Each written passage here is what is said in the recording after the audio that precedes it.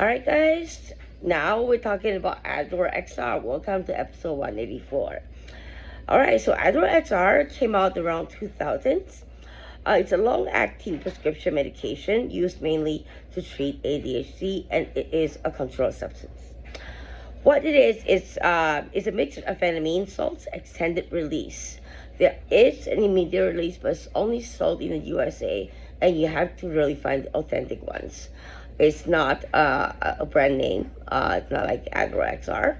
Actually, it could be Adderall IR, I think. But anyways, it's not sold in Canada. The drug class is a central nervous system stimulant, or DNS stimulant. Form is in a capsule designed to release medication gradually. Inside it, there are beads inside, and those are also extended release. So I was talking to my pharmacist earlier today, and we were kind of just, asking to sort of validate my knowledge before I make this video. I looked it up, and Adderall was pro drugs. They don't work. They work a little differently. Obviously, the immediate release ones.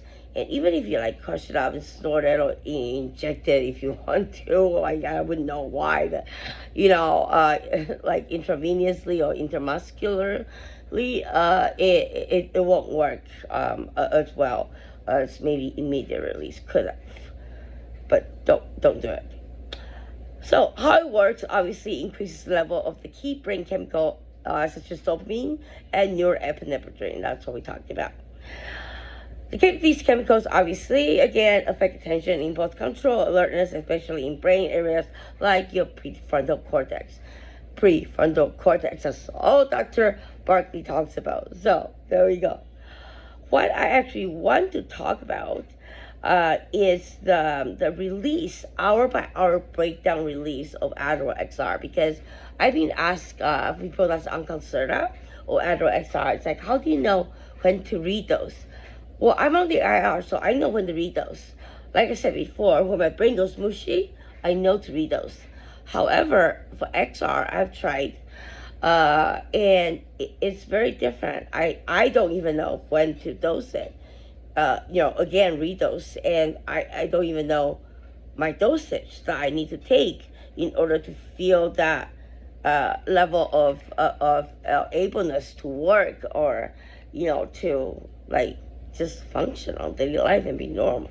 So anyways, the hour by hour breakdown of Adderall XR. What's happening in our bodies? At 0 to 1 hour, the capsule dissolves. The first beads begin to release.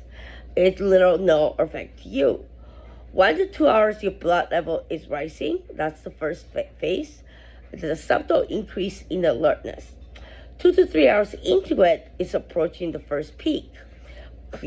More clear focus stimulation is noticeable. 3 to 4 hours is your first peak, which is strongest early focus and increases motivation. You reach 4 to 5 hours, the second bead release begins. Effect is to stabilize what you have already without having this thing, obviously, called the crash. All right, 8 to 10 hours, there's a gradual 6 to 8 hours, second peak plateau is the most consistent performance period. It's interesting for me because, I don't take the XRs. 8 to 10 hours is gradual decline. Focus still present, but softer. 10 to 12 hours, continued decline. Fatigue may start, attention drops. 12 to 14 hours, minimal drug levels, effect mostly gone, and you will probably be non-functional, not be able to work. Anyway, so the key observation is there's no sharp crash between peaks due to the overlap. The peak consistency occurs 6 to 8 hours post-dose. The total functional window is between 10 to 12 hours. So it will be half for me, about 5 hours maybe. But you know what? It is true. It's around 4 hours for me.